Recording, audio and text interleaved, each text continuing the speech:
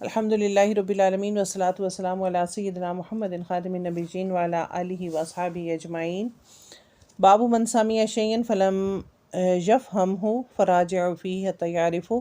ایک شخص کوئی بات سنے اور نہ سمجھے تو دوبارہ دریافت کر لے تاکہ اچھی طرح اس کو سمجھ آ جائے۔ نبی کریم صلی اللہ علیہ وسلم کی زوجہ حضرت عائشہ رضی اللہ تعالیٰ عنہ جب کوئی بات سنتیں جس کو سمجھ نہ پاتی تو دوبارہ اس کو معلوم کرتیں تاکہ سمجھ لیں۔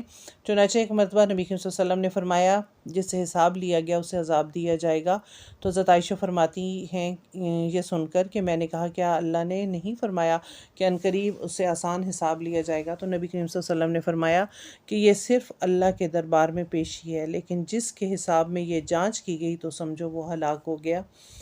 حضرت عائشہ کے جو علم کا شوق تھا اور جو سمجھداری کی بات تھی، تو ہمیں اس حدیث سے پتہ چلتا ہے کہ جس مسئلے میں بھی ان کو کوئی الجھن ہوتی تھی اس کے بارے میں نبی کریم صلی اللہ علیہ وسلم سے وہ بے تکلف ہو کے پوچھ لیا کرتی تھیں۔ اور یہاں اللہ کے یہاں پیشی تو سب کی ہوگی، مگر حساب فہمی جس کی شروع ہوگی وہ ضرور گرفت میں آ جائے گا۔ یعنی جس کا حساب لے لیا گیا، جس کو کھڑا کر دیا گیا، جس سے کچھ پوچھ لیا گیا تو وہ حساب بہت جو ہے وہ سخت ہوگا۔